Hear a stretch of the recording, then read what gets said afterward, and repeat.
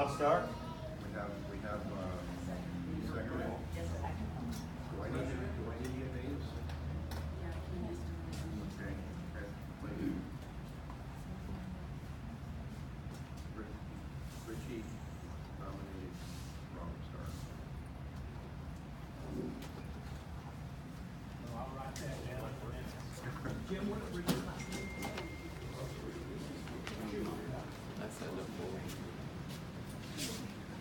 Since when do you nominate the electors?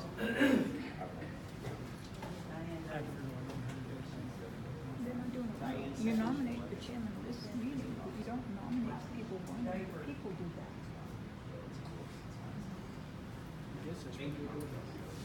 Yeah, we have But it's another. crazy. Fred Maynard. Greg, your name, please, sir? Goose. That's all you need. We need a last name. Casey. C-A-S-E-Y? Oh, yeah. Thank you.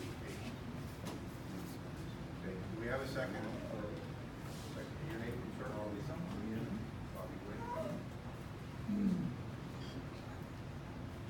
Two N's, sir? Yeah. Thank you. Are there any other nominations? At this time,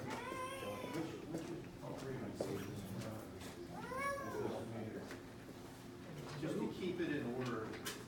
Before you're done, now hold on, I'll do the candidate.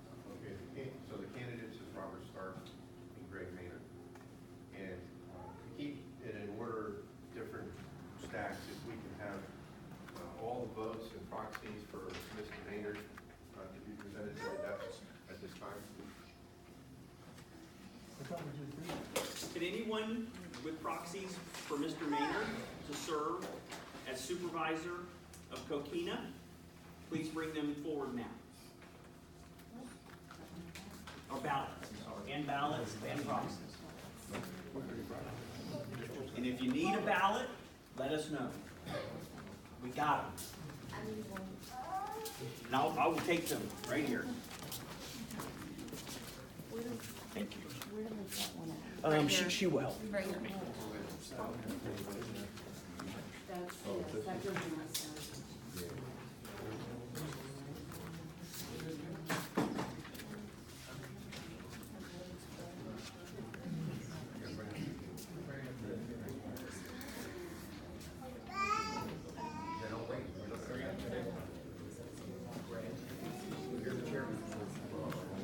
Greg Maynard, you think Greg Maynard?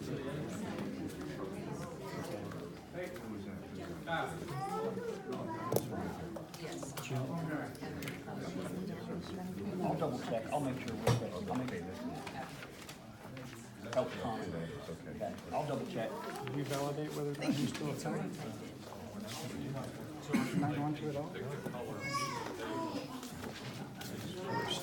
How are you doing? Smile. My favorite person in the world. Give me a nice smile. Babs. Thank you. And now if we can have all of the votes and proxies for Robert Stark, please. Take those in this arm. Jim, there's a bunch in that box over there. Bob. That box on the table. Cardboard box. Cardboard box.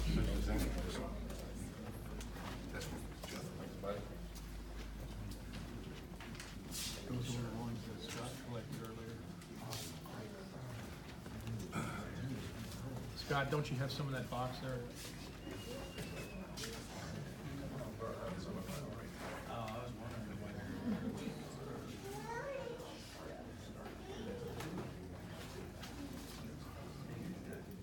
Any other ballots or proxies for Mr. Stark?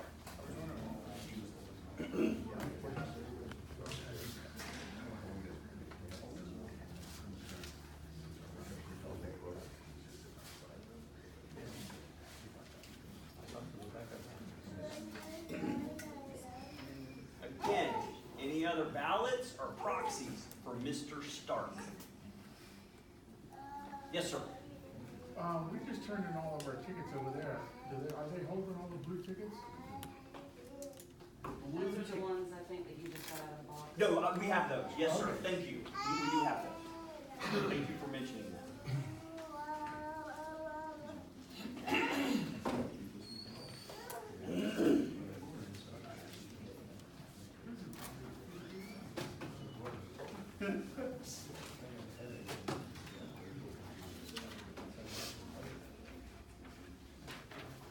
Any more?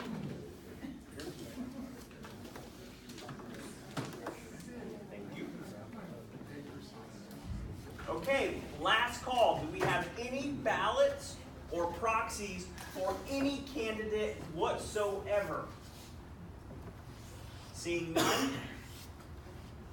Again, turn it over to you. You're doing good. Now we can hear you. Okay.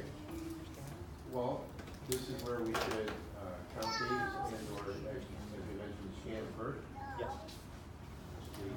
Jim? I'm sorry.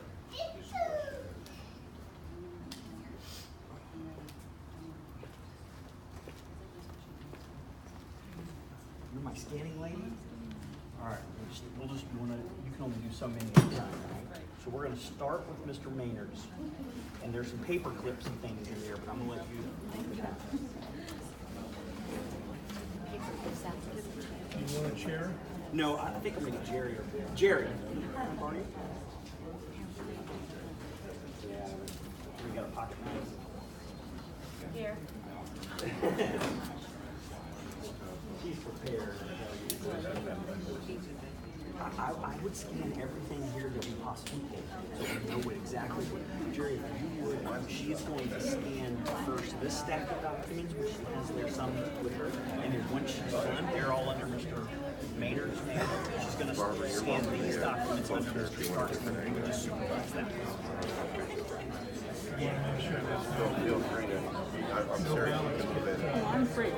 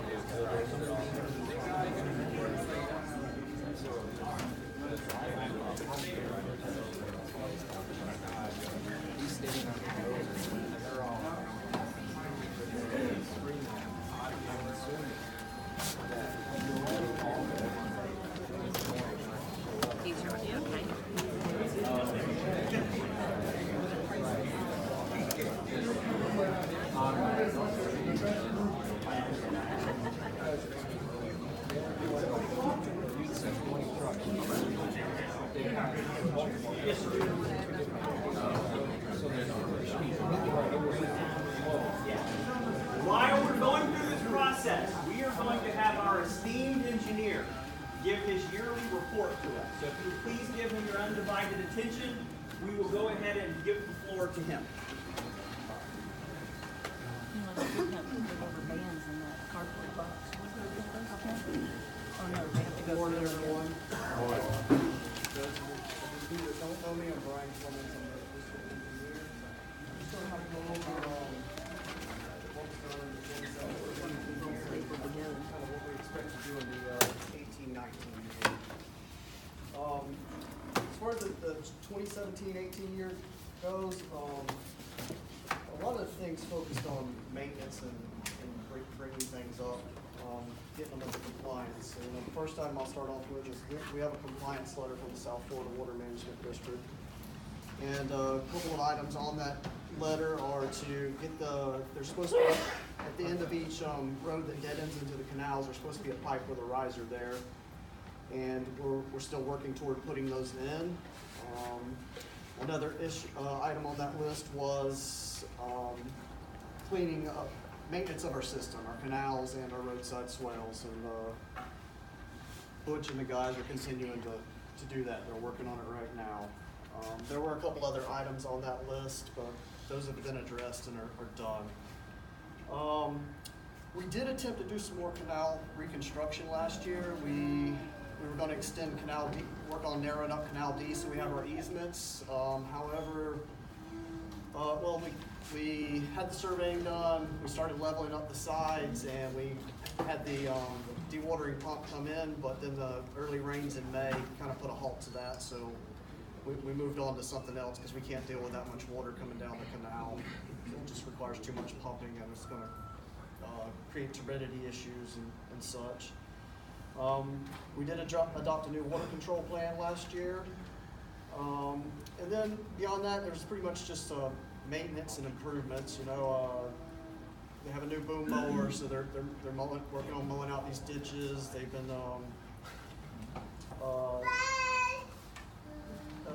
now have a tractor and a mower, so I believe they're doing additional mowings than were done in previous years as far as your roads and the access roads on the canals.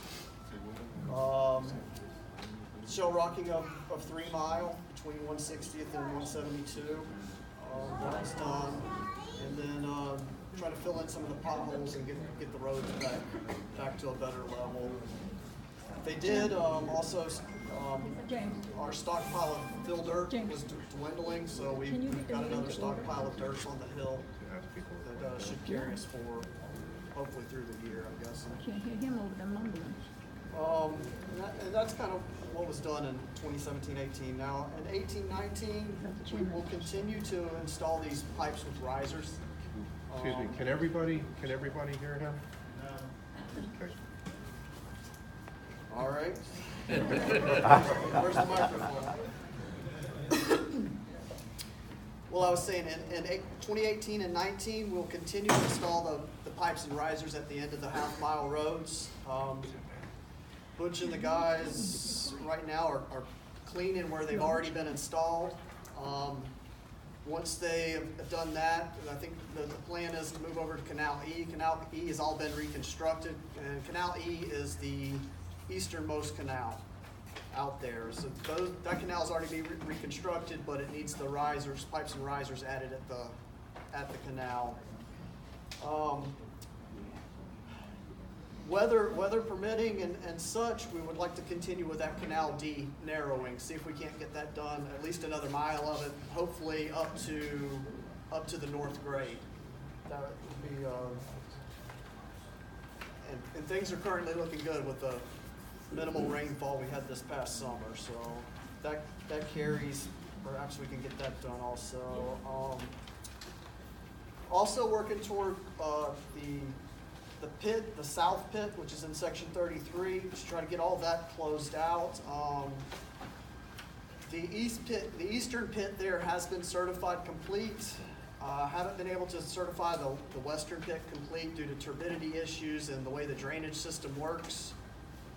I have a general plan of what I want to do. I have one property with a missing easement that I'm still working towards seeing if we can secure that easement, and then I can make some modifications to the permit and hopefully get that permit closed out. We're also going to, our section 10 excavation area, which is up to the north pit, that's up by the state park. We're going to expand that to include all the land that we own in that area, and the reason for doing that is so we don't have to dig here and then come back and try to get this little piece. Whenever we start digging, we can just dig in a uniform method. Just try to be more efficient there. Right now I'm waiting on survey for that. We have a survey, we'll have an ecological study that'll have to be done, and then we'll start moving forward with the permitting on that. Also, another project that we're going to be working on is at the south end of 160th Avenue, just north of the reservoir there by the shop. We're going to extend the roadside swale down on the east side. And the reason for doing that is those roads originally would drain back to the easternmost canal, and that cell that they come into the reservoir is set at such an elevation that those roads can't drain. So we're going to move it one cell to the west where that water is lower in that cell. So we're going to, from 1 mile down to the pit, we'll take that water into the next cell so that those roadside swales can drain.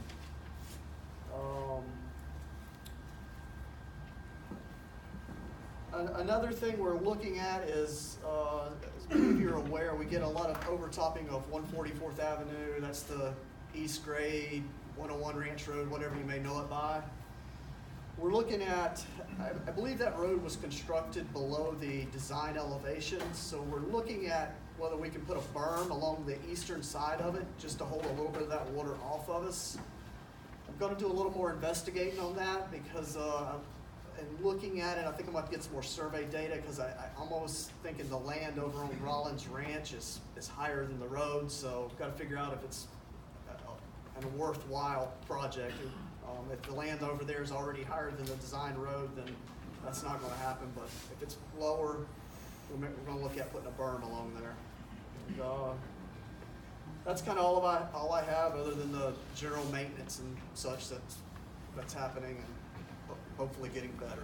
Brian, I just have a question. We bought a side boom mower this year to facilitate some of the ditch cleaning. And what I'd like to know is, how do we prioritize? How do we get where this is going to happen, in what order? Is there a method to? As far as the boom mowing, they're typically going in front of where they're doing the ditch cleaning and mowing that Right. out. So I think along Canal D, where it's already been narrowed up, I believe those areas have been mowed out. And then and Butch and I have discussed, and we were just discussing earlier, on the Canal E, where we're gonna reconstruct those swales and get the pipes put in. That'd be the next place to move. Beyond that, really, I don't know that I need to. Butch should be able to handle the everyday operation. They just need to systematically do it, not jump here, jump there. It just needs to keep moving around and stay on a pattern. Well, that was the question, because I mostly have been on the western side of Peavine, so I don't get to see a bunch of the prairie, but I was just wondering about how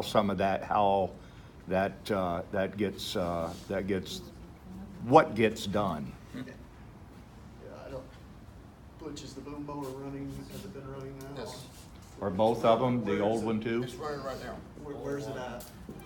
We're running, we're going ahead of the track road, knocking some bigger stuff down. In in what area, what section? 168th Avenue, south of 3 Mile. Uh-huh. On Canal B. And then when you get that, I mean, what about some of the We gotta ditches? finish up going down the west side of Canal D, off 176th Avenue. Uh-huh, So when the track road gets there, it's all ready to go. right. We got about a mile and a half to do still on ditch mowing. What about the ditches along the main north and south roads? We're doing those too. Okay. There's a lot that needs to be done. There's a lot of catching up, and it's hard to see it when Granted. you're looking at 22 sections of land. We have two side booms, right? The old one and the new Correct. one. Are we using both of them? When I can, Okay, I'm running my crew's tied up right now. I got two dump trucks running, track hoes running, boom mowers running, and the regular mower guys running. do we need more crew, or are you good, or? We're budgeted out this year. It'll have to be next year before we can get another crew. More. Next year starts the 1st of October? Next October. Okay. Yeah, the budget's set. The budget's set for this year. Anyone else? You mentioned that you had a new water plan. Can you explain that? You said this year you came up with a new water plan. It was renewed. It's essentially the plan that was in place previously, with just some revisions to it. I don't know what are you looking for? What are the revisions? Well, you said a new water plan. I didn't know you did the old one. What is that?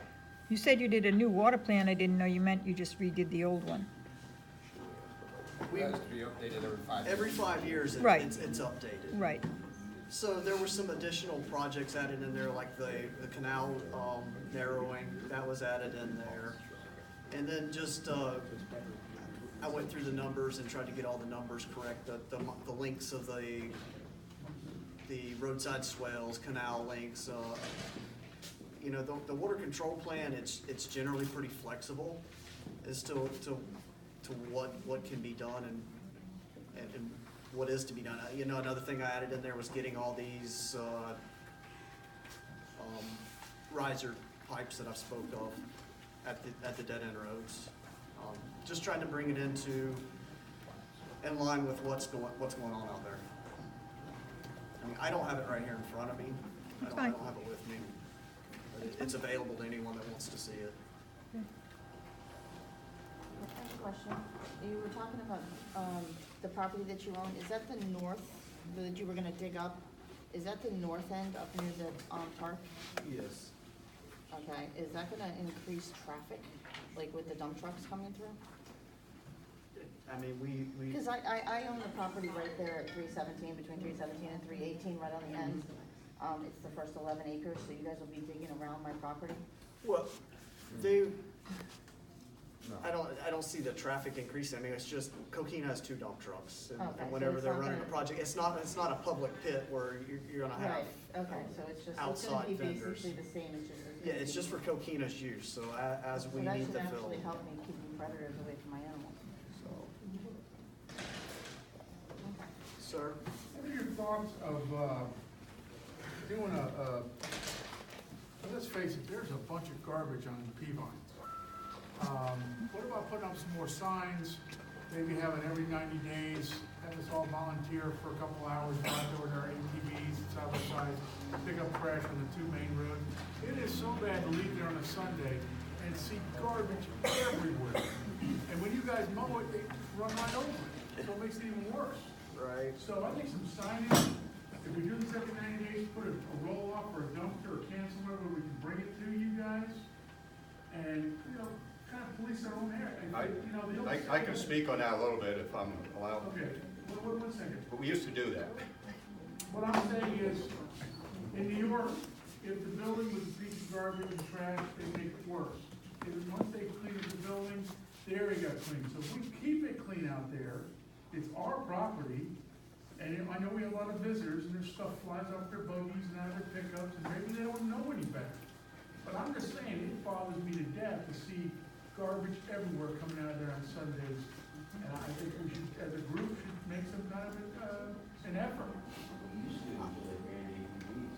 Well, there we go. We do it all the time. Straighten Well, out. I guess I Every weekend. kind of suggest you bring that to the regular meeting. You know, my focus is, it's a drainage district. I kind of focus on drainage. I get, you know, some of that creates an issue for them when they're out cleaning the ditches. They, you know, so you find tires and having to deal with different debris. So it does, you know, kind of tie into that, but it's maybe getting a little bit outside of what our focus is, but someone needs to focus on it, whether it's just you all as a community. You mentioned possibly putting a berm on the east side of 101 Ranch. The west side of 101 Ranch Road, just the edge of the road acts as a berm, and that kind of keeps the water on the road, even though it may not be our water coming from the ranch. Right. But it would help. I mean, they knocked down that berm right at the corner, and it seemed to make a pretty big difference for flooding there to stop. Right. That road is. Right. So I think a berm would be a great idea. Yeah, I would like to see the berm, but it would help keep the water off the road if it was Well, clear as well. I'm aware of what you're talking about. That road is, the county actually paved that road, so it's their road. I have talked with the county, and you know, they did the Peavine within the last year or so, and they told me they just kind of did that when they had time. They've indicated that they will do the same on 101, so I probably just need to, you know, keep a bug in their ear, but they have indicated that they would do that on that road also. Ryan, I don't know much about culvert ditches and things like that, but it seems to me that there was less water laying on the road until they put those new culvert ditches in the range, okay, which I'm sure that they need. but there's a huge canal there, and maybe if just those few culvert ditches were opened up, those gates down there that would dump it out there on Eagle Island Road going back out east. With everyone's involvement, you know, the South Florida Water Management District has asked them to operate things in certain ways. I don't, there's a problem when all the water goes out there on Eagle Island Road. It creates another problem for us too, and flooding of some property. What I'm saying is, seldom have I ever seen Eagle Island Road flood. What I do see is I see 144th Avenue is flooded on a regular basis, and it's coming right out of that canal that's just inside their fence. But there are property owners that are adjacent to Eagle Island Road that are complaining because the water along Eagle Island Road can't take it to the west quick enough, and then it starts backing up and flooding those. So it's a double-edged sword, you know. So it's just when they, I've been unable to find actual proof of it. You know, Rollins Ranch has a permit. It says that I think the wording is that it is bound on 3 sides by berms or something like that in the permits. But what we believed, there was a berm along that east side that was taken out some years ago, and then with the cleaning of the ditches and such, which they're entitled to do, it's just now all that water comes there, it's not contained, so hence when it's too much, it's popping off onto Coquina. Brian, one question. Who, from 144th West, that ditch that's on Eagle Island Road, is that under Coquina? No, that's a county. That the county maintains that? Which it's fairly clean. I mean, there may be a spot or two, but it's fairly clean. Mm-hmm. What's holding it up is if you're driving down there when we have high water, it seems like it's filling up really quick all the way down until you get just to about where the P mine is, and then Where 700A is, you have 3 box culverts under there where it comes across. I mean, there's more going there than it can virtually handle at times. And it's been that way. I don't expect it to change. I've seen it dated back into, I've seen in Coquina's files, I think from the 80s, where it was noted, hey, there's a restriction there. But you got downstream landowners that they don't want any more water dumped onto them either, so we've just got to try to, I guess, manage our water within as best we can. And well, another thing would be if we can hold that water off some. It came over the east grade in the past, but not like it does now. It's more frequent and larger volumes. But South Florida's been involved in you know, I know it's staying on top of Rollins and asking them to do certain things and trying to keep them in compliance. So, anyone? Go ahead. Hey, that's still moving by Coquina's office. Historically, it did have the culverts around it like we talked about, but you know, from years of living out there, that seems like that restriction, that flow has gotten a lot worse than what it was, like you said, back in the 80s. I mean, it's always been a restriction, but it's like, I was there the other day, it was like slow trickle. I mean, You're talking about at the structure? Yeah, at the structure. Well, I mean, the structure should be configured basically say, I know before you had the pipes and the risers and over the top, but now you have the big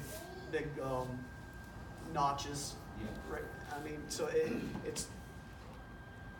it should be taking the same amount of water, and the elevations really, I don't think they've changed. There were some changes to the other structure many years ago. I don't quite know how those took place, but I think all in all, the one by the shop it's generally the same. Historically, what about the water coming from 101 Ranch? I think years ago, P&G used to pump it over into Coquina. Is there any? We don't get anything from 101 Ranch. Now, are you talking about Rollin? You talking about like down by, I'm familiar with their drainage system. Their drainage system goes to Fish Slough, which, you know, unless there's something I don't know of, but their drainage system, they have large reservoirs and stuff on that ranch that they permitted. Anyone else? Well, that's pretty much all I have. Can I get a drive for the minutes? Yeah. Drive, thank you. Do you want?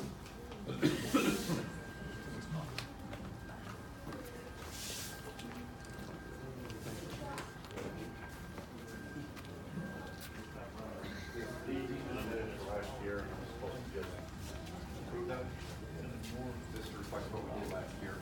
We're simply approving them. No, we're just approving the minutes from last year. Jim, you want to take a motion and a second, and all those in favor, and all, just to be efficient, just. Okay. James, Do I have a motion? Yes, aren't you ma'am. supposed to read those minutes to us before we vote on them? Do you want me to, I'll read them. Yeah, they should be Okay, read. sure. Okay, minutes for last year. The meeting convened at 9:05, called to order by Kenneth Edwards. He was one of Coquina's attorneys. And by an assistant, John Weig, another one of Coquina's attorneys.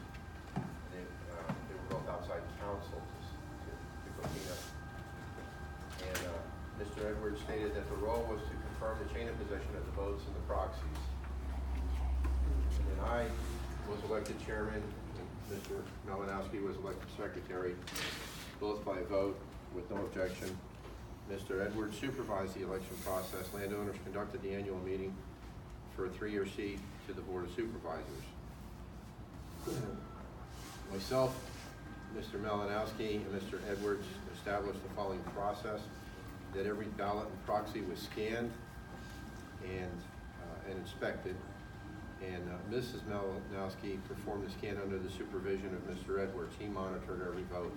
No vote went that he didn't see. Nothing disappeared, and they were preserved. Nobody wrote on anything. Nobody changed anything.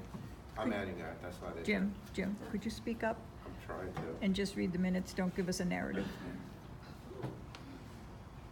The counting process began with the request for the ballots and proxies from each candidate. Mr. Morris gave his proxies to Mr. Edwards. Mr. Edwards handed the stack to Mrs. Malinowski, who proceeded to prepare them for scanning. Mr. Morris returned to the counting table and took his proxy stack and Mrs. Miles' proxy stack away from Mrs. Malinowski and departed the building. After delay, Mr. Morris returned and handed a stack of proxies to Mrs. Malinowski. It is not known if Mr. Morris altered the stack in any way or not. Mrs. Malinowski resumed the scanning process under the supervision of Mr. Edwards. I encouraged Mr. Boyd to remain at the table and watch the process. Mr. Edwards monitored the scanning process from beginning to end, and only Mrs. Malinowski and Mr. Edwards handled the scanned documents during the scanning process. The seat was won by Mr. Law by the following vote totals: David Law, 973 votes, Boyd Morse, 736 votes. And then there's a note that 40 of Mr. Morse's votes were flagged by me as in question as potentially unqualified, and that's for unpaid taxes and eligible parcels, overstated number of votes. However, given the outcome would have been unaffected, Mr. Malinowski and Mr. Edwards deemed the issue immaterial. So the business meeting, the annual business meeting of landowners, chaired by myself, began with a discussion regarding approval of the minutes of the 2016 annual landowners meeting. The 2016 meeting minutes documented that landowners voted to require drug testing and a background check for the board. I suggested landowners deny approval of the 2016 meeting minutes and further vote to resolve to eliminate those requirements. He said no board member, that was me, I said no board member sits over another. I added that no valid reason exists for requiring this information. I also explained Florida law already stipulates board member requirements and therefore any additional requirements are unnecessary and contrary to law. As a footnote, they've tried to do this for elected officials for over 10 years and have never passed. It is what it is. As a result, I suggest landowners should vote to eliminate them. Mrs. Erin Fralix stated that the measure in question was not approved at the 2016 landowners meeting, and Mrs. Miles confirmed this, so the discussion to eliminate those additional requirements was tabled. I raised the issue of the district board member compensation. A recent review of financial statements by myself revealed some confusion about compensation. I asked for clarification. Was reimbursement set at $50 per meeting? Mrs. Barbara Slack answered in the negative that this was never the policy. She stated the existing policy has always been $50 per month per board member, plus reimbursement for mileage expenses. Mrs. Slack added that landowners have never proffered a vote to change this, and I proffered a resolution reaffirming the existing policy with the intent to emphasize landowners' desire that the district's policy adhere to Florida Statute 298-14.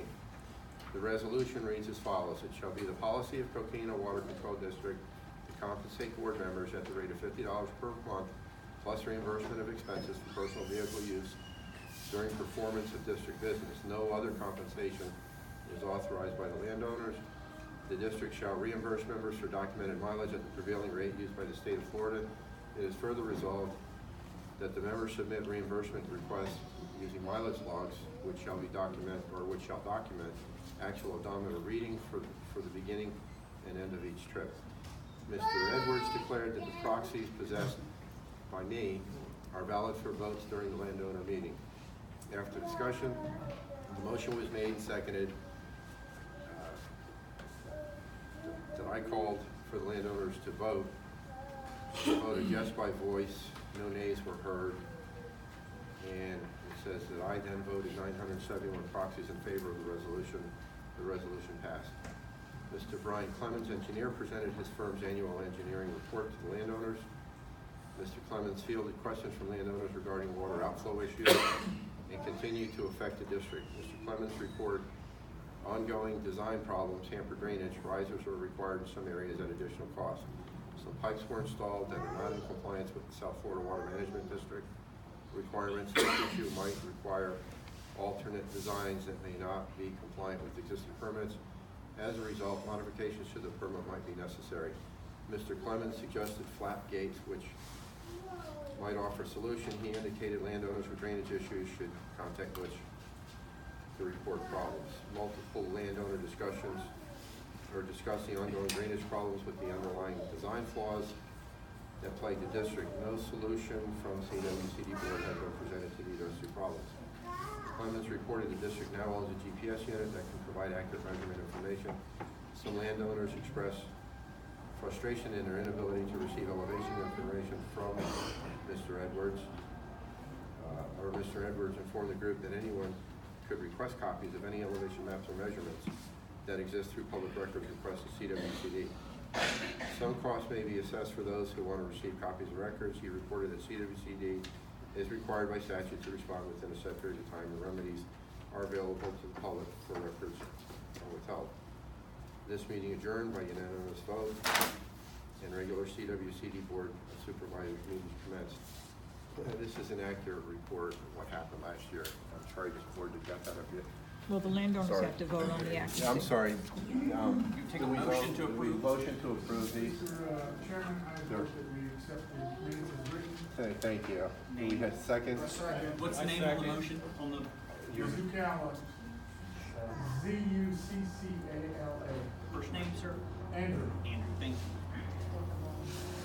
you. David Law seconded. Yes. Do we vote to approve these? Yes. Yes. And anybody doesn't want to approve them? Disapprove. You disapprove? Yep. We have one disapprove. Okay. Okay. So they're approved by unanimous vote, almost unanimous vote.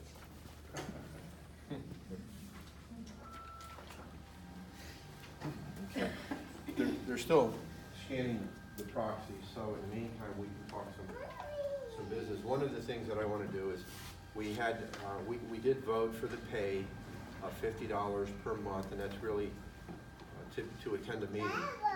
And I'd like to see if there's a motion to make sure we carry that forward this year as well, for the payment of $50 per month for the board members to attend the meetings. I make a motion that we approve it. For that, who seconded it? I missed the second. Who is the second? Diane Diver. Yes. Just voted on the $50 amount to reimbursement. Oh, and, well, I thought that was statutory, but yeah, so that would include the reimbursement of expenses and mileage. That's kind of statutory, that, they get that. Yes, sir. Based on the controversies over the payment Yes. issues, the statute's a little bit more specific than that, you know. What I'd suggest you do is you put into the record at this point that that's it, okay? No other compensation other than that $50 a month and whatever travel reimbursement that they receive. Travel and expenses reimbursement. And there is backup to that, correct? In other words, if I travel 15 miles doing this, then there would be some type of backup to that, not just I come in one day and say, hey, listen, I traveled, 5 miles checking ditches today, which I don't know that that would be appropriate because I think that's what you have your engineer and your foreperson doing. I just want to make sure that, for the record, that that's it, because the statute permits $50 a day. Okay? Up to $50 a day. Right. Okay. So they could essentially, I was going to address this later, but now that you brought it up, because it was a point of contention, in the past. The past is the past. We can't do a thing about that. But we can fix everything from this point forward with all of the contentions. It would be the objective. So we have a motion on the floor and we've had discussion. Andrew, are you willing to amend your motion to include Mr. Bell's provisions? Or do you wish to have a vote on your motion as it is? No, I agree with him. I would like to continue The discussion? for a minute, please. Yes, sir. So we've had an amendment now to Andrew's motion to include the points raised by Mr. Bell. And now we should have discussion on the amended motion. Okay. So essentially, if you were to apply it by statute, there would be a potential, and that was the controversy. There would be a potential of a board member receiving in excess of $1,000 a month based on the statute authorizations. Okay. So if you make it more, if you clarify it right now, then any type of improprieties, you'd be able to identify quickly and resolve without any type of litigation. Right, agreed. What Mr. Bell is talking about is the board, I'm gonna use the term errantly, voted for themselves, thank you, voted for themselves to receive more than $50 a month, and they weren't permitted to do so. Only the landowners here at this meeting this morning can make that. And so working with everything that you're saying is absolutely correct. So the motion that we have is for $50 per month with no exception, no additional monies. Secretary by statute, that's a little different, and they can work within the statute. Which is another question. Is your secretary also your board member? But you haven't chosen one yet, Right. correct? It will be, according to the statute, that will be chosen later at a board meeting. Okay. Because that's a whole nother issue as far as the payments. And we're not talking about secretary for purposes of this meeting, but we're talking about secretary for purposes of the board. Correct. Just to be clear. Excuse me, but Please. that is inaccurate. What's inaccurate? The issue that you're discussing about the board voting themselves extra money Yeah. was because statute 298 allows that should a secretary of the board have to take on extra secretarial duties, as in that case a secretary was fired, according to statute 298, that secretary of the board is eligible for compensation for doing secretarial work. That's true. That's what they voted on. That's You're not- that's not misrepresenting disagreed it. on. I don't We think don't you're disagree, but that's not what was voted on. I think you're saying the same thing. Yeah, that's absolutely accurate, but that has to be approved by the board. It was. It was not. Yes, it The was. minutes I was for- there. The It minutes was. for 2015 say you're not entitled to this money. It's in the minutes. They No. discussed it in December of 2015. They discussed it again in 2016. Correct, we've done it every year. So the now. record will reflect there is a dispute as to this issue. To the issue. It's in the public records, it's in the minutes. Yeah, it's on video too. So in addition to that, later, the board voted to then start paying themselves more money, and it had nothing to do with the secretary. It was the chairman that started cutting herself checks. And That's that's just, what we're discussing. that's not untrue. That is untrue. It's It's a proven fact. It's untrue. Well, It's in the again, public okay, record, let me it's just financial, repeat myself. financial showing, You know, yes. I've heard about these controversies for months, and it's become a subject in my household. It's disrupted the entire environment, okay? You can't do a damn thing about, and excuse my language, but you can't do a thing about what's happened in the past, okay? We've reviewed the statutes. I think we have a basic understanding of the statutes. You're an attorney, okay? If we're wrong, we're looking at you, okay? But we can change all of it from today forward, so that there's no more suggestions of improprieties or allegations of corruption. And what it does, folks, as a community, it just leaves everybody with a lot of dissension, division, and it gives a very poor image of the integrity of your board members. Okay? And I think that's what we're trying to resolve here, isn't it? So we have an amended motion on the floor. Diane, you had seconded the previous motion. Does your second stand for the amended motion? Yes. So Diane has seconded. If there's no more discussion, we can have a vote. Would you read the motion as amended, please? We have a question. Why even give a compensation to the board members? I mean, they voluntarily want to run, so, you know, I don't see why they should be compensated. Well, that's up to the landowners, so we could make that. Let's go get it, you know, it's their choice to run, nobody's holding the gun to their head, they can run, so why, you know, they should do it on their own merits. Has that been Why going on? So why? What's that? The last year, they didn't compensate extra than just $50? Not the last year, the year before that. So you're suggesting Well, they get paid more? No, ma'am. No, ma'am. The motion is that it's limited to $50 or what is provided per specifically in the statute. Right, but if they say if they drill up and down the ditches, they get paid for that. That's what you're saying. The board members, not. No. And that's what I'm saying, that's what I'm suggesting, that rather than continue with the controversy, to make what type of compensation the board members would receive, make it specific and clear. In other words, it doesn't make a lot of sense. I heard, again, rumor, but I'll share it with you, which is part of the contention, is that there was an allegation made that board members could ride down the road and check ditches and then claim an hourly rate or some compensation for that. And actually, that's like duplicating your disbursements for services, because you got an engineer and a foreperson that's getting paid to do that. Okay? And although the language of the statute that provides compensation does in fact offer that opportunity, that we as landowners, we're the only ones that can authorize that. Okay? James. They don't authorize that. We don't have to give them anything.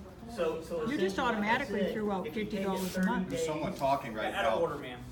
So if you took a 30-day calendar and provided compensation by the statute at $50 a day, there's a potential for a board member to drive up and down ditches, okay, looking at grass, and charge as much as $1,500 a month for those services, unless we specify what we'll pay them for and what we won't. And that's what we just tried to clarify. Yeah, we're saying $50 a month, period, for being here, being at a board meeting. And that's for the board sessions, as it's written in the statute. Yeah, traditionally, what happens, if they don't show up for the board session, they don't get the $50 for that given month. That's what we've done in the past. I think, as I understand the motion, and please tell me if those that made it and seconded it, if I'm not accurate, but to simplify it, the motion is basically, unless otherwise provided by Florida statute, the supervisors or directors are limited to $50 per month. Is that accurate? No, it's not. Okay. The statute specifically states, and I would have to look at some notes here, but I want to say it was 14. Right, that's what I'm saying, unless otherwise It says provided by. per day, all right? They could get up to $50 per day for 3 different things, and then of course if and I don't want to confuse you all with it. I'm just going to stand up here and tell you about it. Might as well do it while we're here. That if a board member was also assuming the responsibilities and duties of a secretary as well, they would be entitled to other compensation. Right, and isn't that the same thing as saying And you unless said that. otherwise provided by statute, the board is limited to $50 per month? But all I'm saying is let's clarify. Yeah. To eliminate all of the speculations and the appearances of an impropriety or allegations of corruption, set the amount right now, because that's what you're supposed to do. Yeah, we just set that to $50 a month. Can I say something? Can I have a turn? You don't have to set it at $50 a month. The statute says they're not entitled to anything unless the landowners decide to give them no greater than $50. Per day. Right. Right. We have never given them. Coquina has never received anything for $50 a day, ever. It's always been and it used to be per meeting, but then they started upping the meetings, so we made sure that it became per month. That's the historic. But we don't have to give them anything. That's true, so we're voting on that. Do we Well, wanna- let's do we vote on wanna that. let Let's them have the that vote go $50? both ways. That's Well, we what have a I motion, understand. ma'am, and we have to vote on our motion that's on the floor. So we have currently a motion to limit to $50 per month. Okay, so Correct? we have a motion? Okay. We have a motion to limit to $50 per month. And we have a second. Well, when we have when we have a full board, we're talking about $150 a month for a year. And our budget is almost $900,000 a year. So I think that what we're talking about is minuscule. Well, they're It's talking minuscule. about the abuse Yeah, of I it. was looking to bring that back up so that we're basically reinstating it this year. I don't know that it has to be reinstated, but we're here. Correct. You're just Somebody- reaffirming. Yeah, reaffirming, because if somebody wants to change it, this is our opportunity. So can we have? Would all those in favor of the motion raise their hand and say aye? Aye. Would all those who oppose the motion raise their hand and say nay? With the unanimous approval, the motion so carries. What he said. We're all scanned? Do we want to take a break you don't have to take a break, but we want to count the votes? We still have some more business. Do we want to do the business first and then the vote, or? I'm open. Let's finish the Are business. you counting your own votes again this year? Keep going with the business. Okay, we'll keep going with the business. I'm good. One of the issues that's come up, of course, many times is the interlocal agreement.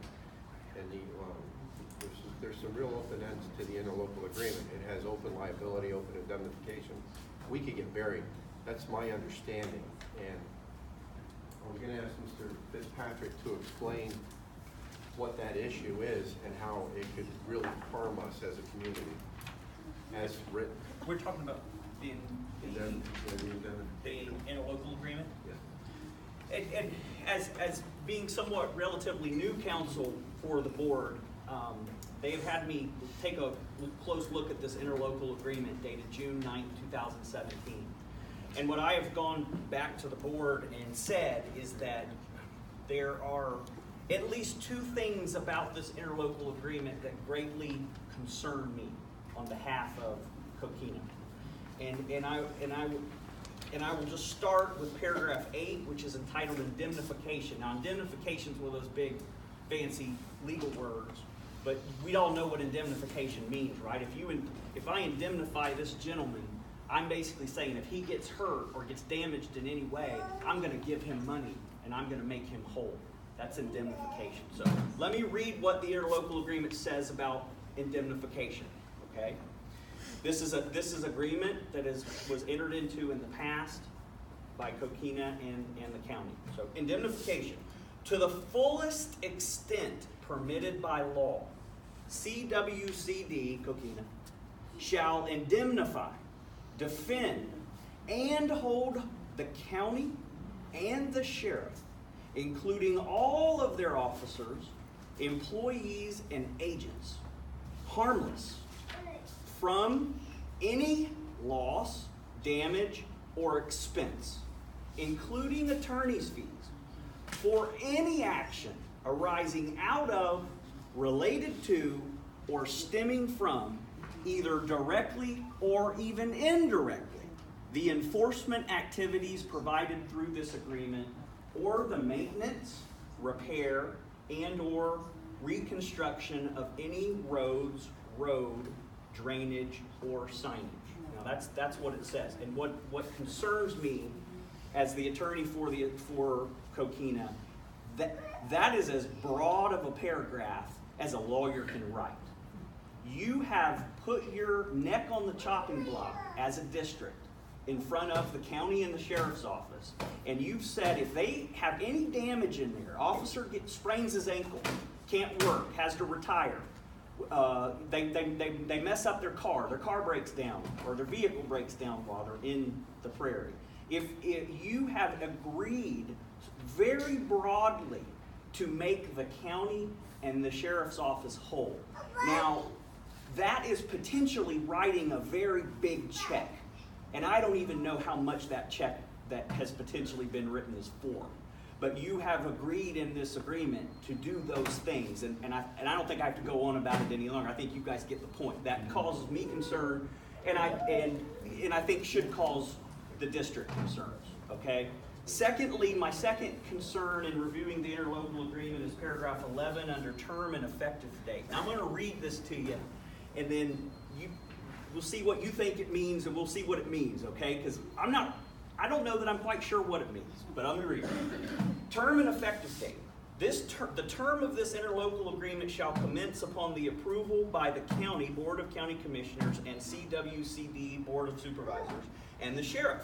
And the filing of the same is set forth in paragraph 12 below, and shall continue for an initial term of 5 years, and shall be renewed for successive 2-year terms unless terminated as provided herein. And pay particular point to this next sentence.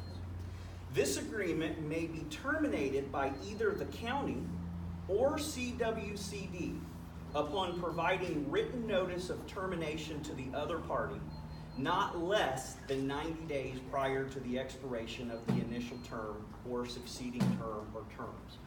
I'm not sure that I know what that means, but I will tell you that it is, in my opinion, it is very ambiguous, meaning I'm not sure what it means. I think it can be read 2 different ways. I think you could make an argument either way, but let me tell you that the general contract law in the state of Florida is that a contract, which this is customarily interpreted against the draft. Any ambiguities in a contract are customarily interpreted against the drafting party. Well, guess who drew up this agreement? My understanding is it was the county. So I believe that to the extent there is an ambiguity in that language, that it should, as a matter of law, be construed in the favor of you. So that's the good news, okay? It would take a judge to do it, but I think that the law supports the ambiguity and the construction of that language in the favor of Coquina, not in favor of the county. So I will state that, and those are just the 2 points that I raised to the board, okay? Does the landowners have to vote on that? This is a contract that was entered into by, my understanding, and this is a contract that was entered into by a previous board. Right. This contract is an effective contract. Maybe, depending on those problems that I raised to you earlier. But let me say this. That's why I think the term of this contract is so important. Because if you're stuck in it for 5 years, you landowners who are supposed to have the power, right, can't do anything. If you're not stuck in it for 5 years and you can terminate it at any time, then you can terminate it at any time. So that's why I think there is a serious legal issue, because I understand that the county has taken the position that you're stuck into it for 5 years. I think I take a contrary position, but I think ultimately this is something that would have to be decided in a court. Okay? If they would argue it. Yes. If they would argue. Of course, Because here's the other side of this. First of all, that contract, like so many contracts, was agreed upon by previous individuals. Okay, that's clear. Those are some of the biggest ambiguous paragraphs out there were written. Yes. However, the language is pretty standard. The reason for the 90-day notice is generally this. If I'm a police administrator, and I have signed an agreement such as that to provide services, I have to schedule my police officers to be in a certain area at a certain time, okay? So if you want to take upon yourself to take advantage of the paragraph 11 and go ahead and issue the sheriff or the county, it says the county, issue the county a notice of termination per that language. It gives the sheriff 90 days to regroup, okay? Rather than just all of a sudden, boom, it's over with. Now what am I going to do with all these people? Does that make sense to you? Oh, yeah. Okay, so that's what it is. So I think the appropriate way to do this is, and I strongly suggest that if they want to argue this language, then as he just said, it's going to rule in our favor in front of the judge. Okay, that's typical language. Any attorney that picks that up would know that. And to be very honest with you folks, if I was the sheriff, considering what issues there are out there, you know, and I've been out there I've been out there 13 years now. Okay? I've seen the change in demographics and the activities, right? And there is some problems, there's no doubt. And it needs to be regulated to some degree. But we've always had police services out there. We've always had emergency services out there. We pay for that out of our taxes. So they're going to come anyway when you need them. They're required to. And I think if you go back and revisit your board minutes and the videos and everything, you'll see that the sheriff acknowledged that. He can't just pull out. Okay. So I would suggest that that's an issue of the termination of that existing contract should be an issue that we as landowners vote on to either continue or abolish and send them a notice that this is it. Absolutely. We can always revise a new contract and write it differently to our needs at this time, but that's an obsolete. Let's do it. Absolutely. Make a motion to abolish it. This contract, let me just say one more thing. For them to read that contract would be absurd, because a contract like that, an interlocal agreement, would be the equivalent of this, if you will. There's a deputy in the back room, and maybe you can support or defend this. But if I was in a city where there was a great deal of activity, I would typically, as a police administrator, enter what we call a mutual aid agreement with other agencies, okay? Now, what that means is if I have a problem, I can reach out to another agency and say, listen, I need your resources, and we already have an agreement to provide for that. Liability-wise, everything is already set up. To recognize this agreement and hold it solid as a result of an old board and hold the new board responsible for that, that's not only impractical, that's unreasonable. Because a sheriff, when you go through the next election, can you expect the newly elected sheriff to comply or abide by obligations that the old sheriff did? That's essentially what you're looking at. So Jack, are you talking about repeal and replace or both? There's something that you're going to have to decide, folks. It's something you have an attorney here. He appears to be very confident. He's very knowledgeable. Okay? It's something that you're going to have to do. Is you're going to have to decide what elements are important to you. And you know you're going to have divisions to some degree, but somewhere there's a medium. Somewhere there's a medium.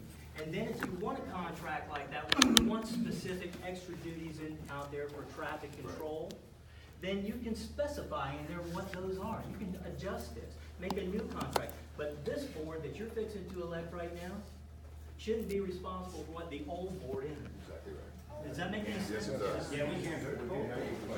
There's more discussion. Can I please? I think one of the things everybody should consider in the middle of this, Mr. Bell, too, you guys all know me. I've been contentious from the beginning of this. Everybody's made the argument about whether or not we can ride four-wheelers, not ride four-wheelers, all that, arguing with the sheriff. But to me, this issue is a lot bigger than that. Because one of the things that the old board, Danny Faircloth and Dorothy Miles wanted to establish, which I have contention with, is that somehow Coquino has legal authority over our private roads and therefore our private properties, not just the roads that Coquino owns.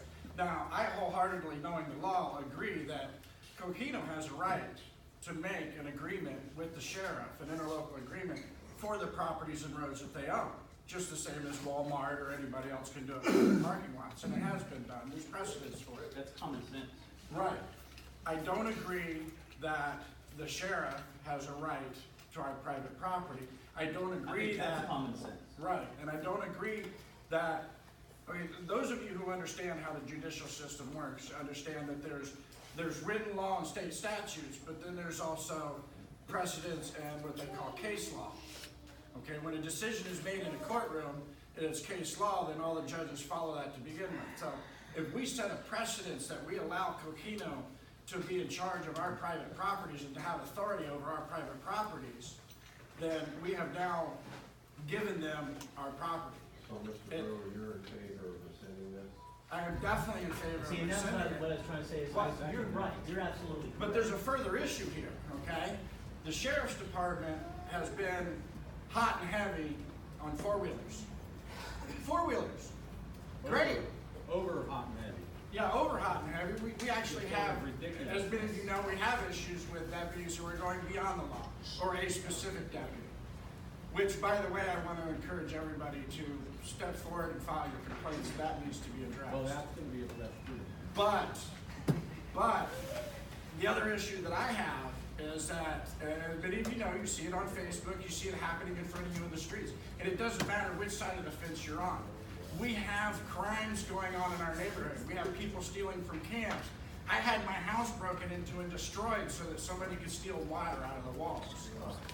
I was told that because I live in the prairie and I didn't actually live in that house would be considered public access and no crime would be investigated. May I suggest? So, well, real quick, my issue is this. If we can't take care of regular crime, if we can't be represented by law enforcement to protect our homes and our rights and our due process, then why should we allow anything past that? The other thing is that if we own our roads, which we do, our grassy roads, Coquino owns, all the mile roads and so forth, then if the sheriff wants to patrol our roads, which I'm okay with, as long as we can reach a reasonable agreement, I think that we should be represented by law enforcement. We were actually called, in a commission meeting, we were called lawless by the sheriff. Well, we are lawless because we are not represented by the law. And that's what the issue is. We are continually being subjugated while being neglected. I don't have a four-wheeler. I don't care about four-wheelers. I care about freedom and I care about right. And I care about the Constitution. And if we throw the Constitution away, we throw away due process so that everybody can have what they want, then this whole country falls. And that's really you guys are watching it every day on the news, everything else. That's our whole political system is the same exact issue. Everybody wants something beyond what is right and lawful. And we need to do this right and lawful. If the sheriff wants to patrol our private roads, then the sheriff needs to reach an interlocal agreement with us, the landowners.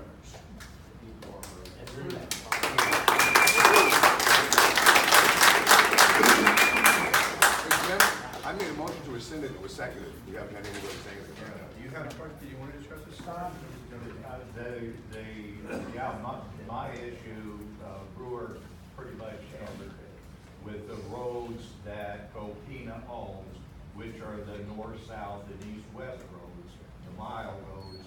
Then the sheriff can, if we rescind this agreement, which we should, they still have authority to write a ticket on those roads, but they don't have the right to write tickets on our private Well, roads. they still do. Well, Mike, yeah, technically not, but Mike They had, still I know ride Mike them on wants to any speak. road, whether it's a grass road or your own property. Well, but they don't have the authority to write it I on. would like for somebody to tell Mr. Stevens that. Well, We're gonna work on that. We've got a little bit more that's gonna help in that process. I know Mike wants to say I something. thought that, with the interlocal agreement, shouldn't have been a consensus of the property owners before Coquina?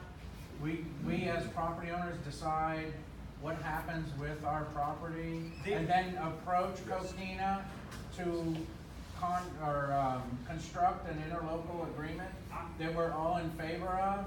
Let me say this, I would never advise a board that I represented to enter into an interlocal agreement without having a landowner meeting and having it voted on. I think it's so important of an issue.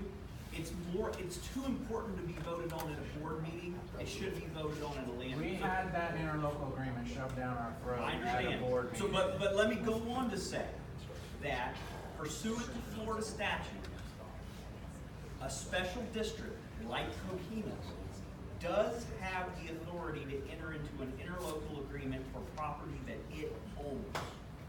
That's it, only property it owns. And the board may have the authority to enter into that agreement on your behalf. I don't think it should be done. I would never advise for it to be done, but it was done. That's why we voted it out. That's why we Just wanted it the out. gentleman back here that made the motion, your name, sir? Robert Stark. Thank you. Do we have a I second it. I second. I just want to make sure I know what we're seconding. Would you state again what your motion is? I put a motion in to rescind the interlocal agreement. Terminate. And who's the second? Terminate. Who's our second? I second. Brian Brewer. So let me see if I got it right. You're making a motion that the landowners request the board to terminate the interlocal agreement. Whatever legally we have to do. We authorize the board to take any and every legal step necessary to accomplish that. Yep. Authorize. Yep. As hiring, using Scott to take us to court and get a judgment. Yeah, we are in support of you doing. Can we vote on that? If it's Can we vote on challenged, that? Yes. if it's even challenged. Can we vote? I think they're saying they give the board authority to do it, and how the board goes about doing it is up to the board, but they're saying as landowners, they are in favor. Immediately. In favor of giving the board the authority to rescind. Terminate. Yes.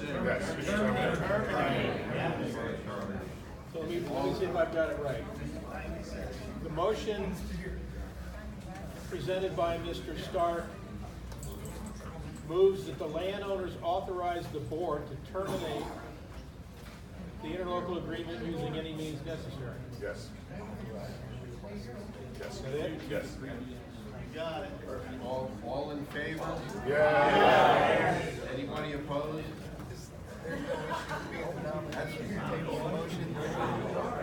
Pass. Who seconded that? I didn't get it. Brian Brewer. We have a motion. I'd like to make a motion that brought to my attention that a lot of people are, Can't hear you. it was brought to my attention that a lot of people are getting ticketed. Can we have it quiet in the back of the room, please? By the sheriff's department, and it was asked that I bring this up with the landowners, as a landowner, that we're afraid to go down to the sheriff's department and file a complaint, because I did, and a week later, my wife and I were arrested for filing a complaint against the deputy over a bogus charge, and everybody in the room knows what it is. So what we're doing is we're gonna ask Coquina to have their paralegal, you have to write into Coquina, tell them your name and everything, and they will process the complaint to the sheriff's department and direct it to the deputy that has done the wrongdoing. And I would like to make a motion for Coquina to be, you as a landowner can take your complaint to Coquina, and then Coquina will take the complaint to the sheriff's department, so that one person doesn't have to be subject out. I would just like to caution, just one caution with that. When you file a complaint against a law enforcement officer, a complaint like a wrongdoing complaint, if it's not criminal, essentially that's going to be evaluated as an administrative type of issue in the sheriff's department. Police officers have a Bill of Rights, okay? It's by statute. And if you make a frivolous complaint against a law enforcement officer, understand that they have the ability to come back at you legally. Well, if we give somebody a ticket, I'm not sure what I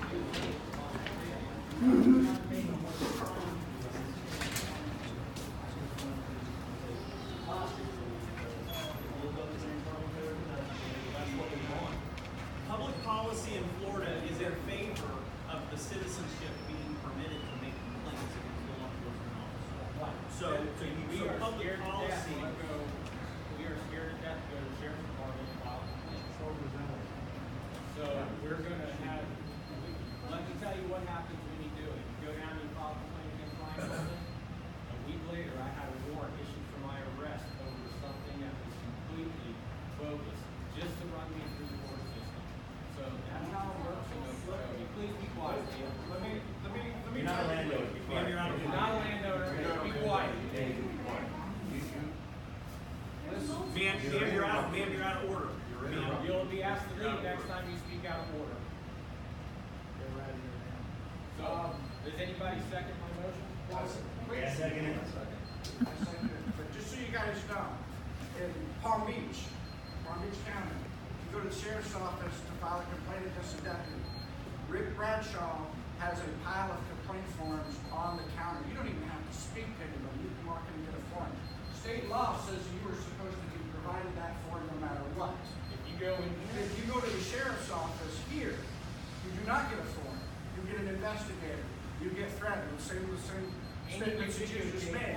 You get threatened. You'll be arrested. There'll be retribution. Everything else to talk you out of filing a complaint. To do everything they can to block that complaint. I'll tell you the system.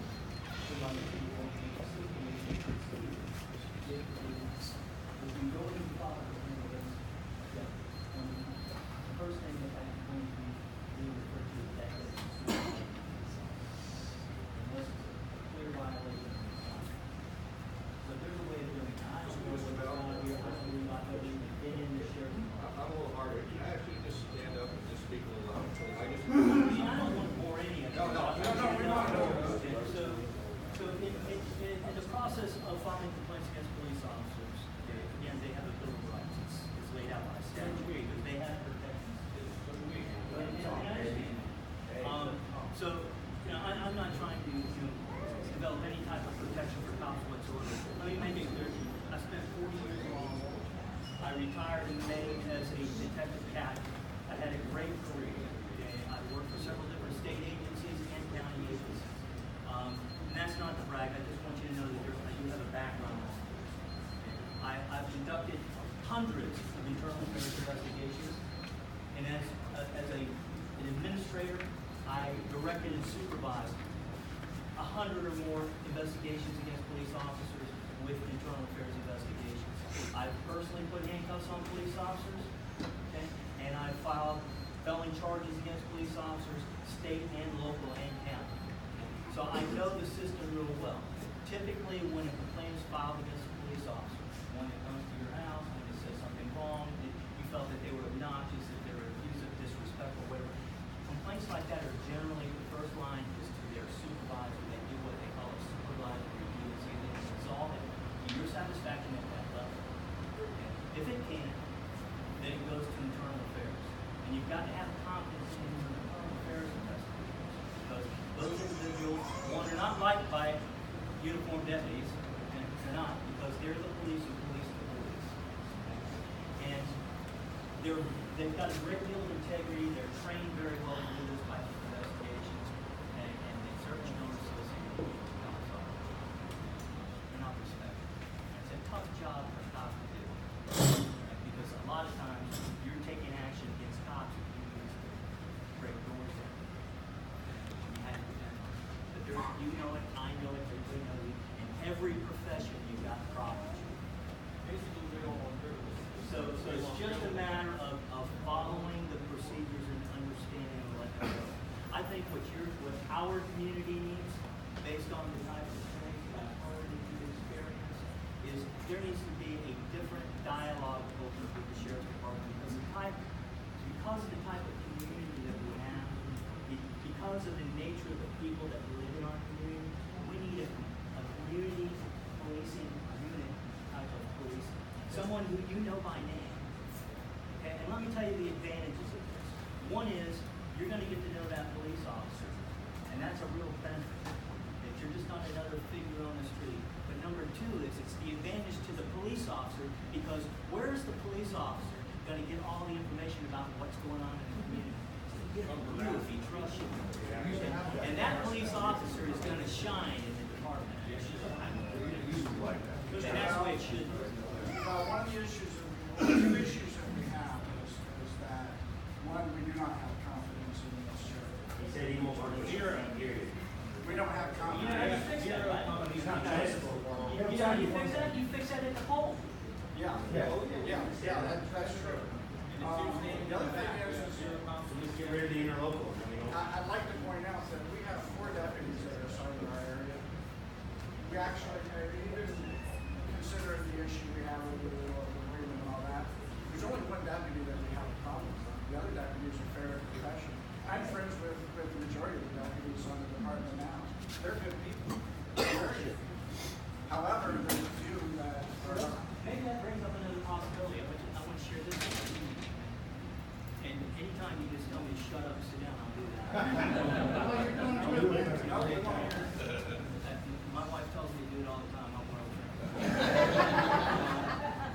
But what I'm saying to you is that you've got to take other things into consideration. I see that you've got a county councilman standing in the back of it.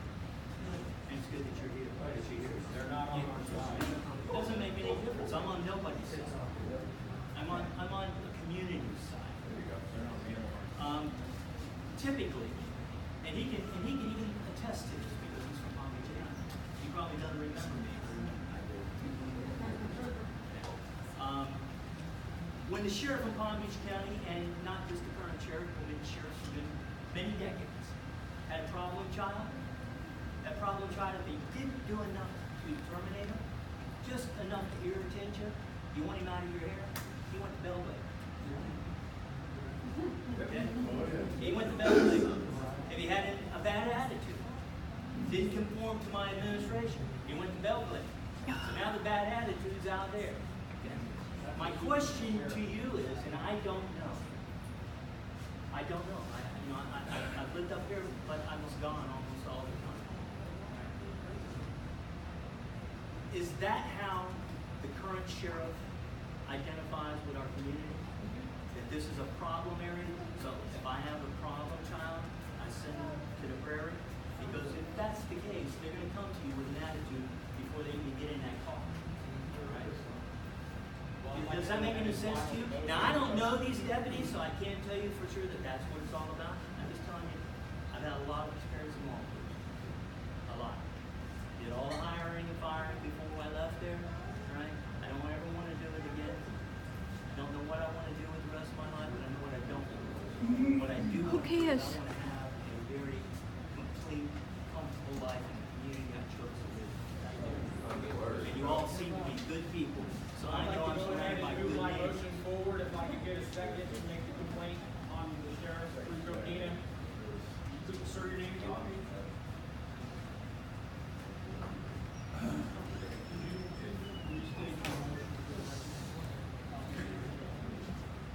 A lot of the residents of Prairie are afraid to go into the sheriff's department and make a complaint against the deputy giving tickets for harassment. So now I have landowners like Codina to be in charge of this. You can bring your complaint to Karen and fill out the proper paperwork, and she will submit it to the sheriff's department on behalf of the landowner. Let me see if I've got it.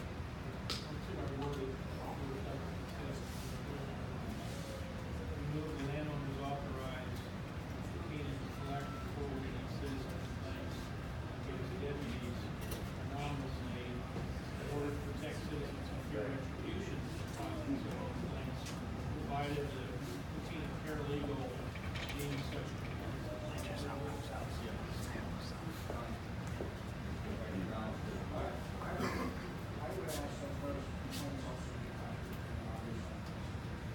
And the state's attorney, because we see that we need to make a complaint to the sheriff's department to get them all out 2 days later, instead of getting, dropped, there's nothing to it, so we need a copy of the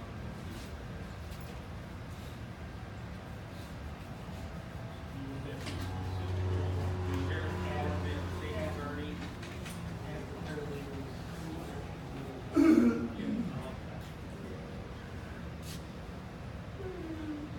That way we can start getting all our complaints. We can prevent those problems that we're having in the county commissioners don't feel they want to help us out.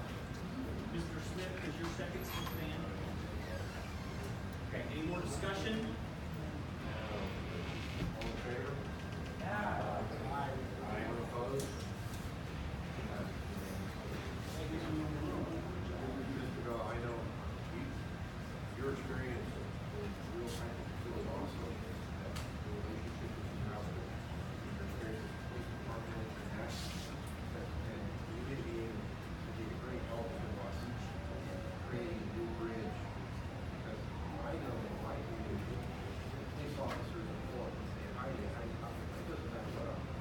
Can you speak up? Can't hear you. Right. And I think that's important for us to get that back. I know it used to be here. I'm just saying, because, Not here now.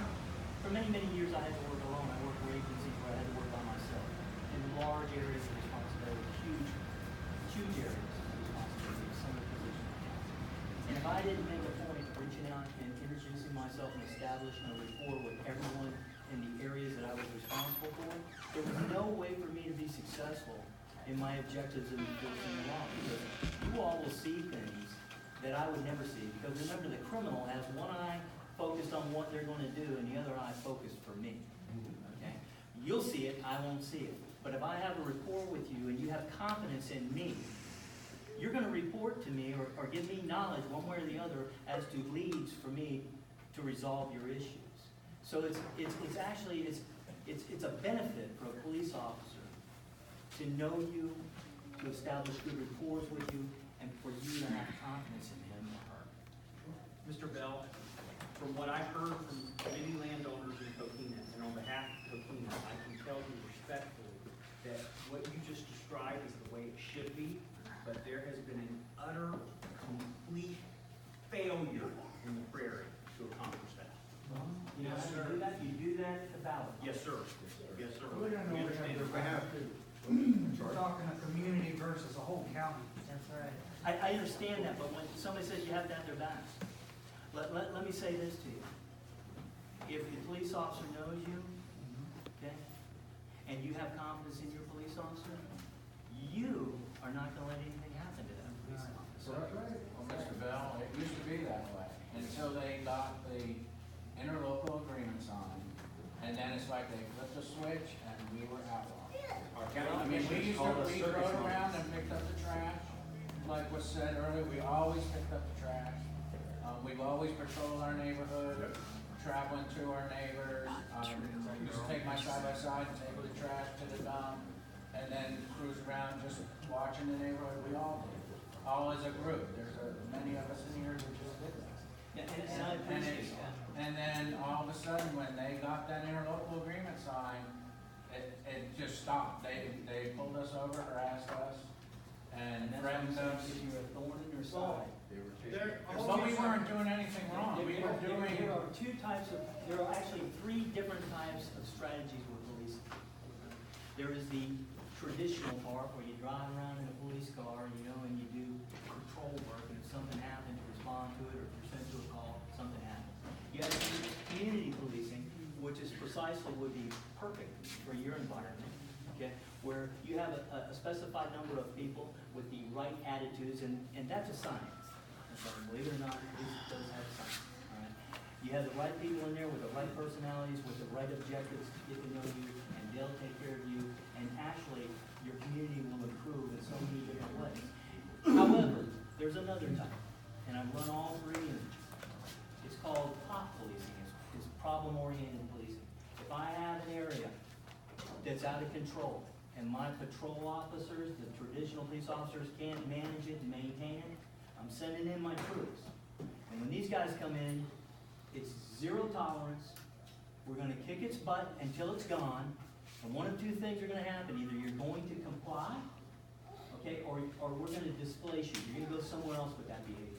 Now, if in fact, this situation in the prairie has been identified as a problem area, they've sent in people that's got that pop mentality, you know, to solve the problem.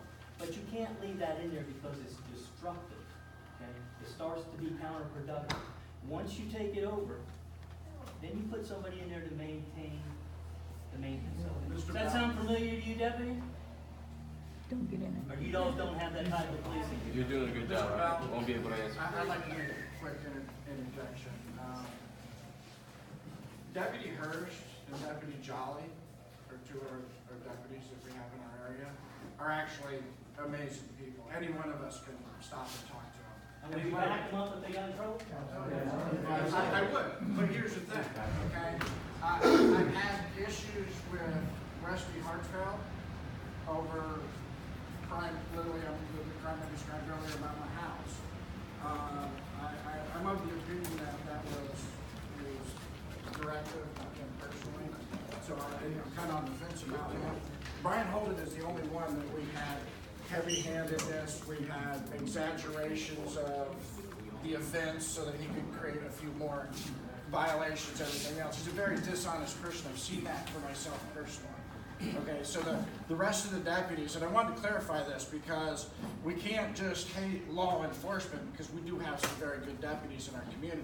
We just have precisely one that is a huge problem. Who is it? Brian Holden. Brian Holden is a problem. He is not an honest person. And I can show it.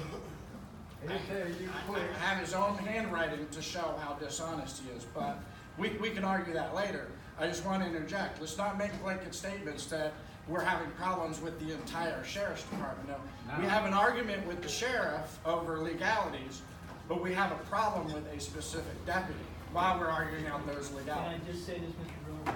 Yes, sir. As I preface my comments to begin with this, there is absolutely nothing that any of us in this room are bound to pass. Right. But we have 100% capability of changing everything and moving forward. That's what we're talking about. And Yes, that's sir. what we need to do. So when you have situations like that, it's either a question of sitting down with the officer supervisor and hammering it out. Which I've been working on. And if that doesn't work, okay, then there's other alternatives. Now, I don't want to put anybody on the spot because that's not why I came here today. I came here today to help, and that's what I said the last time. I'm not here to call anybody out because I don't know anybody. But you got a county commissioner standing right there. Yes, sir. I speak to him. And he's listening to everything that you're saying. Yeah. We hope so. And he works in concert with the sheriff, is that correct?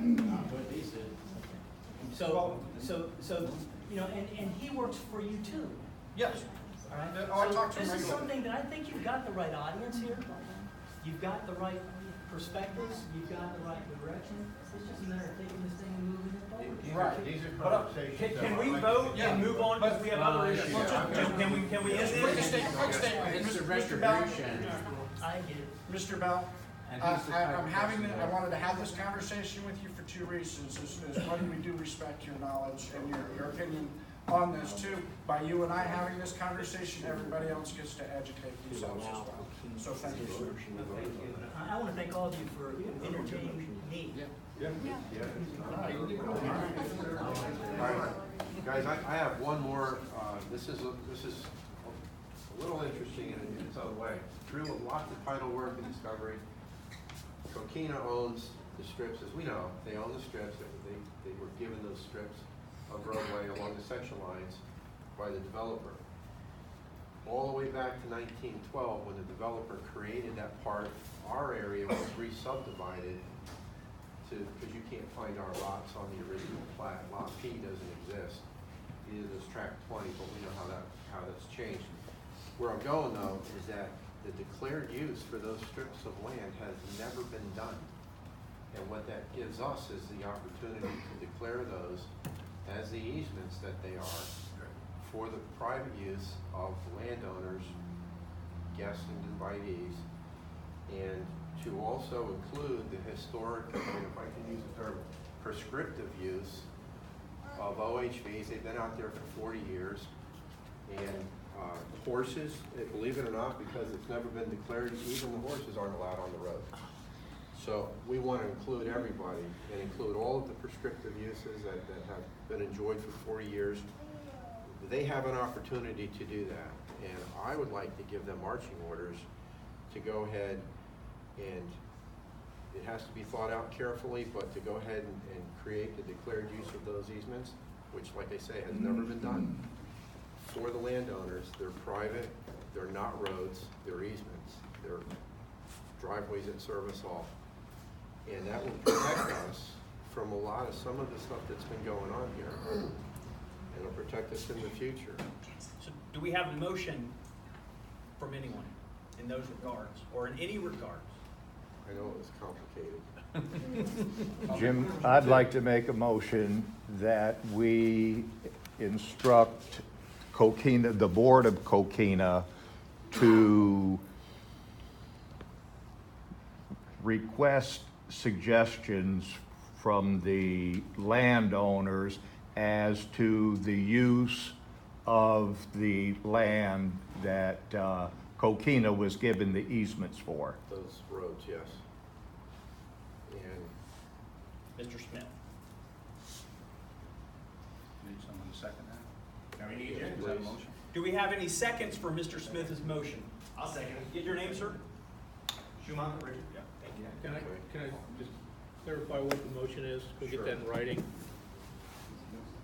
I've got some of the words, but I don't think I've got the concept. I got, move that the landowners authorize Coquina to, I wrote request suggestions. Is that what we're looking for, or? Are we wanting Establish. Coquina to request, or are we wanting Coquina to be able to declare the use? Declare. Do you agree to amend your motion, sir?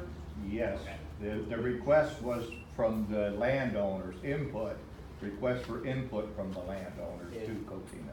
to Coquina, and to develop the rules of the road. To ultimately declare. There's Of course, speed yes. limit, there's, whatever we come up with gets established in that declaration of use. And the landowners, the people that buy into the properties, they understand that there's some rules out here. And it's not Correct. Wild West like it became. It was a Correct. problem, we all agree. And they have an opportunity to constructively put this document together and record it, and it's law for the roads. And I know, I don't have that written up nice and pretty, but that's the goal. Kent, would you mind reading what? Yeah, let me see if I've got it here. Okay. If they get suggestions on what to do with that, can it be put before the landowners to vote on before the board actually draws up and enforces? They're asking, I think what you're asking is, will the board call an emergency landowners meeting so that issue can be We can do that. decided? I think that's Yeah, reasonable. what- Because it's such an important issue that it should be decided by you. Thank you. Thank you for that. So when they draw it up, we get the punch holes in it, we get to fix it, they can change it, modify it. To get it to work, we have to think of the future. 50 years from now, what is our community gonna look like? And does this work for 50 years from now? And I think we can get that together. I think we can make it happen. And get it back before you, and you will make the decision. Now that's to declare the roads back to private, right? That's it's a declaration of use for the easements, yeah. Well, it's the landowners who are going to decide what the property Use of those is. roads. And input, the rules of the road. Well, I think you're making a motion now to continue along with going ahead and following a suit against the county, if I'm not correct, right? For the rescinding? Yes. They already did that, right? Yeah, that's Yeah, been but this done. is This is beyond a that. different, This is- This is to develop the declaration develop the of new use for those plan. easements. Okay. Because it's never been For declared. use. Right. It's difficult to change it once it's been declared, but these have never been declared, so we have an opportunity to write clean it for the slate. first time. Sure. I'm a little confused. You got two things on the floor now, or one? No. It's one, We need to have Ken read it. We're talking about issuing complaints as the Coquina, panel, and then now we're talking about land use. that was voted on. Oh. The complaint part, I get up to it. we went into another conversation about it after it got voted on, and that was easy to do, I'm sorry. Ken, are you able to read the motion? Yeah, I'm almost there. It's not an easy motion.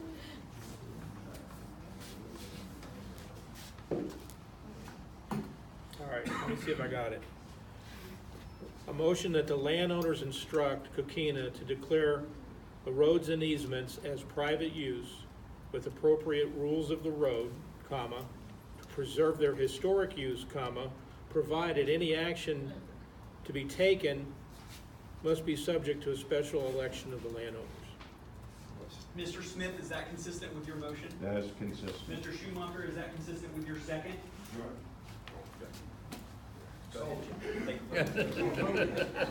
All in favor? Aye. Anyone opposed?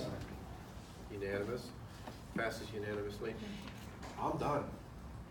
Does anybody have anything that the community should consider? I think we'll go. I got a question. Yes, sir. Is there any way that we can get brown holding out of that prairie? Well, what we can actually do is, Vote on this? since the landowners meeting's still adjourned, is we can make a motion to have a letter or some kind of formal complaint taken to the sheriff's department on behalf of the landowners in Coquina. I don't even know that you need to do it to complain. You can do it. I think we do. You can do it. It doesn't work. You can try it first as a request. A request. I think they've been doing that. It doesn't quite have some to time. work. We've all been down to the sheriff's department and asked him to remove him. I And don't he believe- just keeps sending him back because that's what they like to do. I don't believe that Coquina has written a letter on behalf of the landowners accordingly, so that has not happened. Sir, are you making a motion to have such letter written? I am. Yes. Well, I second. State your motion, David. you know what, can we Yep. let this go? Are you okay with making that motion? Yeah. Okay. Can we, yeah. I still second it. So we have a motion to do what, I sir? got your back. Did you say that your motion was for Coquina to send a letter to any and all government authorities that it deems appropriate in order to ask that Deputy Holden be removed from the prairies on a permanent basis? Permanent, don't come back. Request or petition? I think we started a request. I think we should start a petition. He'll tell you, see this Mr. bag, Griffith. see this uniform, I can do what I want to do. I've heard that same statement, and I've never heard you say those words. Okay, so we have a motion. Mr. Brewer has seconded the motion. So all in favor? No, we have to have a discussion on the motion. What discussion? Oh, The I'm sorry. discussion is if you're going to make up a letter that represents all the people in the prairie, it won't. So the letter must include the names of the people who are in agreement with you and no one else. I think what we'll do is we'll do it based on whether we voted for it or not. Coquina can only send a letter on behalf of Coquina. If- Coquina can't send a letter and make representations to landowners without the landowner signing that letter. But Coquina can write a letter on behalf of Coquina. Can Coquina? Well, we're asking, What our vote is? Yes, They can reference our yes. vote? And Coquina can discuss in the letter the vote that took place today. Okay, so- we're And they would need to asking, name the people that are in that letter. you don't have to name the Well, people, they it's a don't vote. represent me. That's- Well, you vote get to raise against your it hand, then. no, We'll say that there was some dissension. Those in favor of the letter by the landowners here this morning. Aye. Those that oppose. I'm opposed. Okay, Unopposed. and that's on record. It's And what's fair. her name? The name of the opposition? Barbara. Barbara Slack. And that's fair. Thank you. Okay, so it's not unanimous, but it's overwhelming. Majority. Okay, so that's fair. Is there any other items of business anybody would like to discuss or bring up? Are we, I'm sorry? Oh, we're ready to count the votes? Yes. So you're going to take a recess, Jim, while we count votes? What he said.